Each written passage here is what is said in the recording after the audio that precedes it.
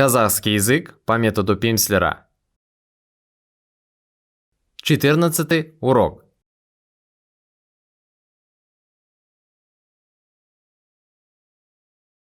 Он төртінші сабақ. Инна звонит своему другу и просит встретить Жанар в аэропорту.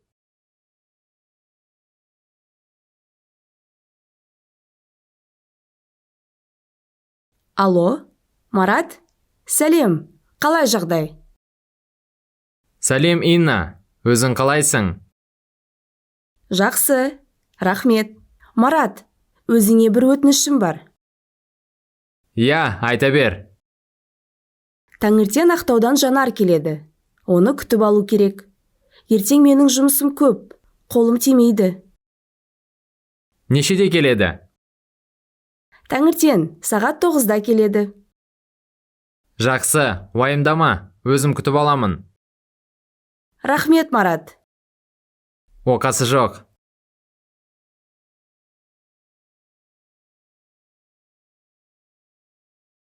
Спросите меня, как я поживаю, вежливо. Қалыңыз қалай? Также вы можете спросить по-другому. Как ты сам? Өзің қалайсың?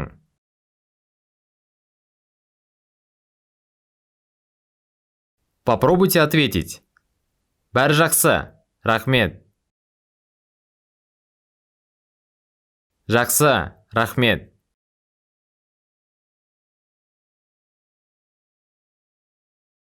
Вы слышали, как Инна сказала своему другу «Өзіңе өтінішім бар», что означает «У меня к тебе просьба».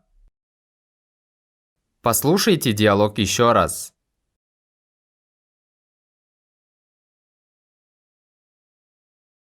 Марат, өзіңе бір өтінішім бар. Я, айта бер. Таңертең Ақтаудан Жанар келеді.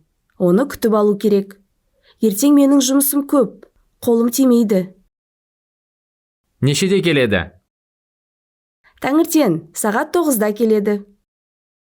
Жақсы, уайымдама, өзім күтіп аламын. Рахмет, Марат. Оқасы жоқ.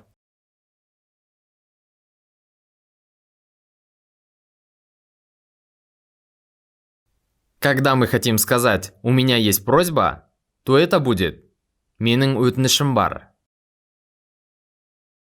Өтініш – просьба. Менің өтінішім. Моя просьба. Менің өтінішім бар. У меня есть просьба.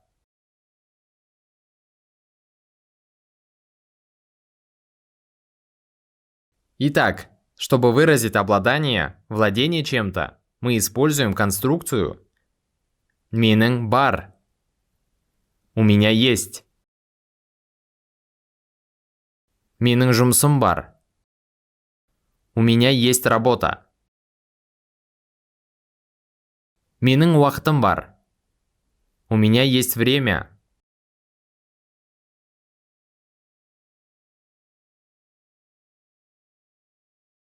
А как сказать, если у вас нет времени? Менің уақытым жоқ. Менің уақытым жоқ.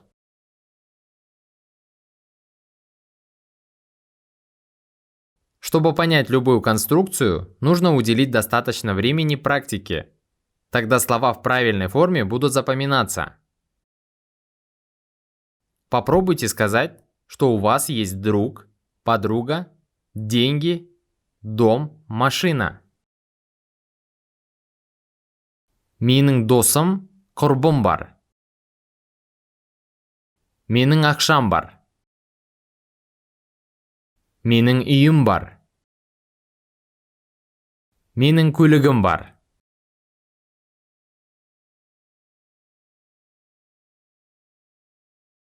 В разговорной речи слово «менің» можете пропускать, так как окончание «м», «м» показывает принадлежность.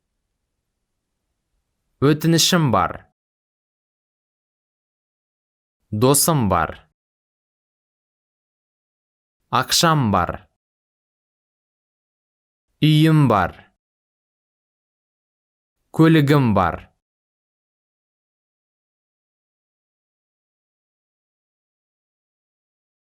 Слушайте и повторяйте фразу, которая означает «У меня к тебе просьба». Өзіңе бір өтінішім бар. Өзіңе бір өтінішім бар.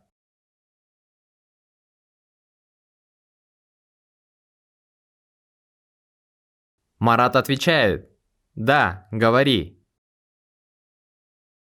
Я, айта бер. Айта бер. Говори.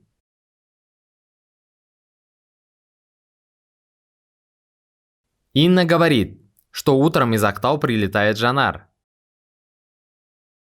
Таңертең Ақтаудан Жанар келеді.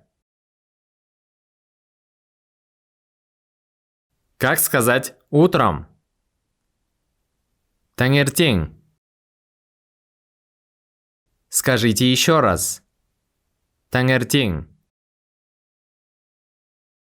Таңертең.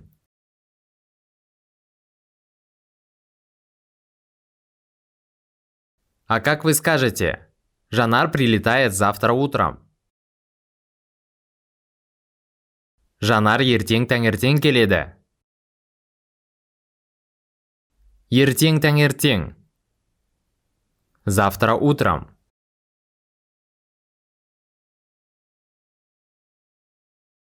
А теперь скажите, что она приедет сегодня утром.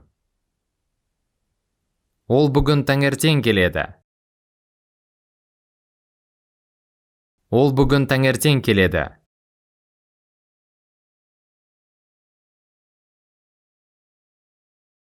Скажите, он приедет из Актау, Алматы, Стамбул. Ол Ақтаудан келеді. Ол Алматыдан келеді. Ол Стамбулдан келеді.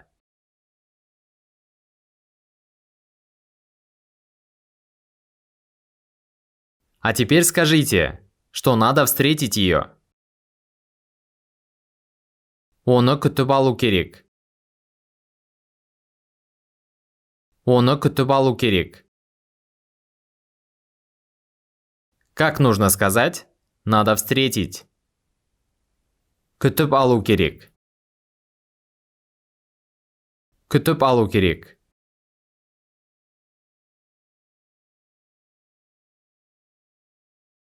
Спросите, нужно ли ее встречать? Оны күтіп алу керек пе? Оны күтіп алу керек пе? Ответьте: да, ее надо встречать. Да, ее надо встречать. Я, оны күтіп алу керек.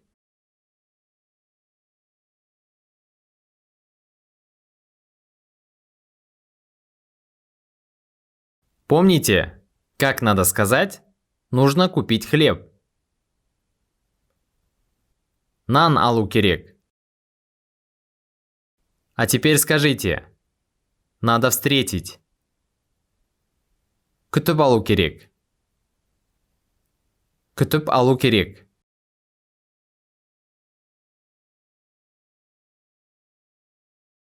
Скажите, нужно выйти на работу. Жұмысқа шығу керек. Жұмысқа шығу керек. Скажите, нужно пить воду. Су ішу керек. Су ішу керек.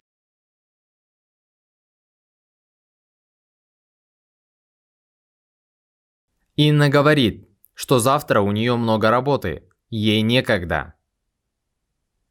Ертең менің жұмысым көп. Қолым тимейді. Ертең менің жұмысым көп. Қолым тимейді.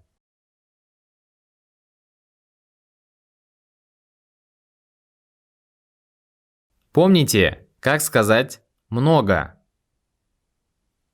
Көп. Көп. Спросите, много ли работы? Жұмыс көп пе?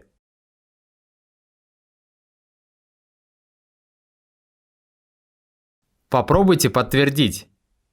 Да, работы много. Я, жұмыс көп. А как сказать, у меня много работы? Жұмысым көп.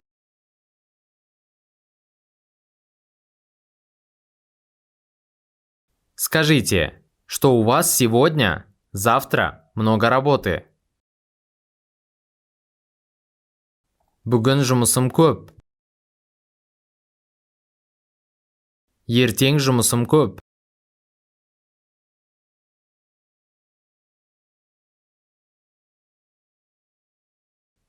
А теперь скажите, сейчас у меня много работы.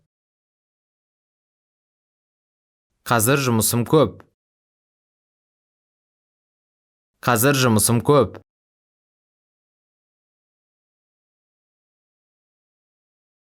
А как вы скажете, если сильно заняты своими делами?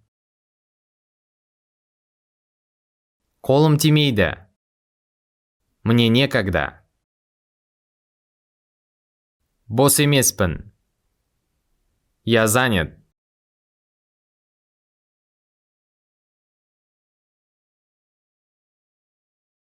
Дайте более полный ответ. Завтра у меня много работы. Мне некогда. Ертең менің жұмысым көп. Қолым тимейді.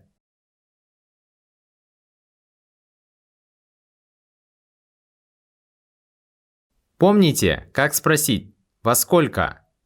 В котором часу? Слушайте и повторяйте. Нешеде. Нешеде.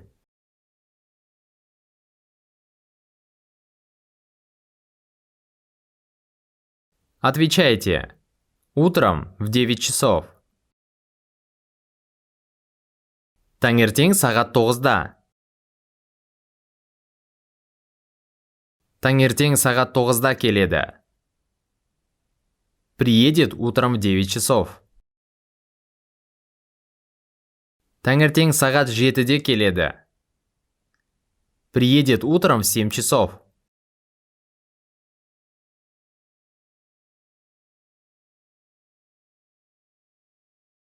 Скажите, в 6 часов, 7 часов, 8 часов, 11 часов.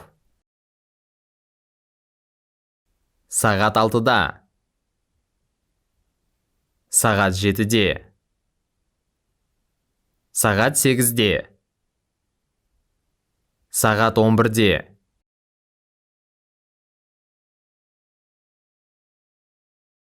Используя эту модель, попробуйте сказать, что ваш друг прилетает завтра вечером. Вечером в 10 часов. Ертең кешке ұшып келеді. Ертең кешке сағат 10-да ұшып келеді.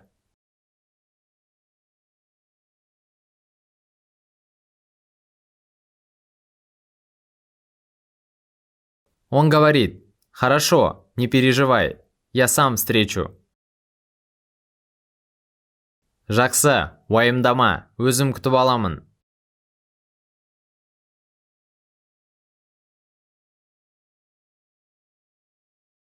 Как сказать «не переживай»? Уайымдама. Уайымдама. Өзім күтіп аламын. Я сам встречу.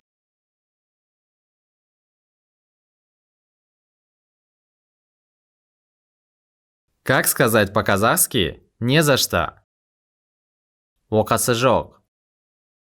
Скажите еще раз. Оқасы жоқ.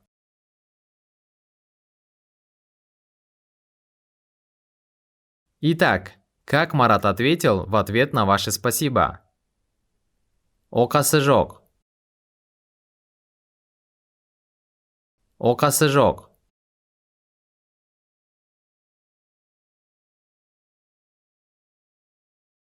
Послушайте диалог еще раз и попросите своего друга встретить коллегу.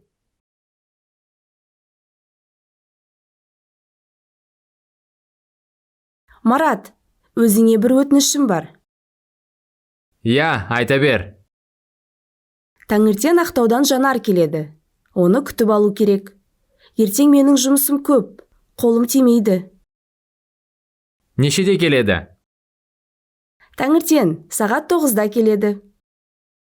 Жақсы, уайымдама, өзім күтіп аламын. Рахмет, Марат. Оқасы жоқ.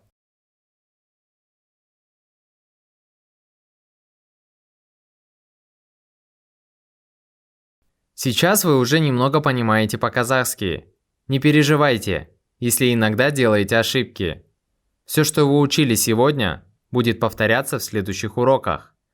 Если вы овладели материалом примерно на 80%, то можете переходить к следующему уроку. Если нет, найдите 20 минут, чтобы повторить этот урок еще раз.